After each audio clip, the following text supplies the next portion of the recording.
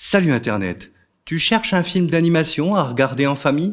Un film d'animation qui change un peu des sempiternels Disney, DreamWorks, Pixar qui se ressemblent tous? Eh ben, j'ai un film de princesse pour toi. Un film de princesse qui ne ressemble à aucun autre. Princesse Mononoke.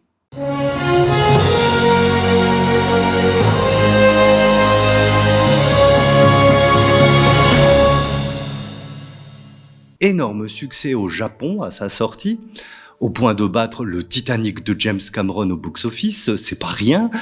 Princesse Mononoke est sans conteste une date dans l'histoire du cinéma d'animation japonais. C'est ce film qui permettra au génial Hayao Miyazaki d'être reconnu sur la scène internationale. Car en effet, suite à ce succès autant public que critique, tout le reste de sa filmographie va sortir dans les salles du monde entier. Et ce n'est pas pour rien. Au moment de sa sortie, le public occidental n'est tout simplement pas prêt à recevoir ce chef-d'œuvre absolu, mûrement pensé et à l'esthétique tout simplement époustouflante. Alors, qu'est-ce que ça raconte ? Eh bien, l'histoire prend place dans un Japon médiéval fantastique qui connaît les débuts de l'industrialisation. Ashitaka, le prince des Emishi, un peuple reclus au nord de la région de Honshu, est frappé d'une malédiction après avoir tué Nago, un dieu sanglier devenu un démon. Son bras est alors animé d'une force surnaturelle, mais également rongé par l'entité démoniaque. Le chaman du village le dit alors condamné à mourir et lui conseille de quitter le village afin de trouver ce qui cause la colère de la nature et donc peut-être de pouvoir lever la malédiction.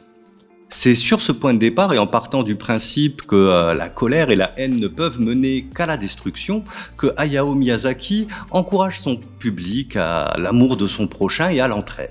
Il signe ainsi un film profondément humaniste, mais il le fait sans jamais tomber dans l'excès de bons sentiments bien dégoulinants à la Disney ou avec un excès de manichéisme avec les méchants d'un côté et les gentils de l'autre.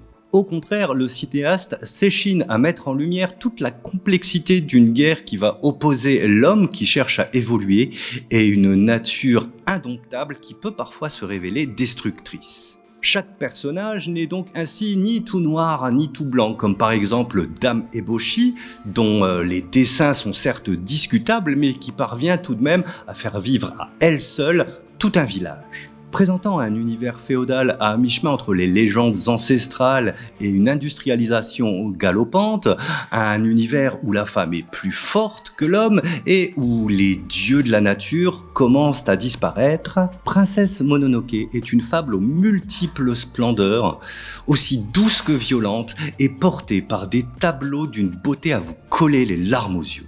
Rythmée par une musique somptueuse de Joe Hisaishi, Princesse Mononoke est pour votre humble serviteur le chef-d'œuvre ultime d'Hayao Miyazaki. Une plongée furieuse et émouvante au pays des esprits japonais, un poème visuel et sonore époustouflant qui ne vous lâchera qu'après plus de 2 heures d'un spectacle total et définitif.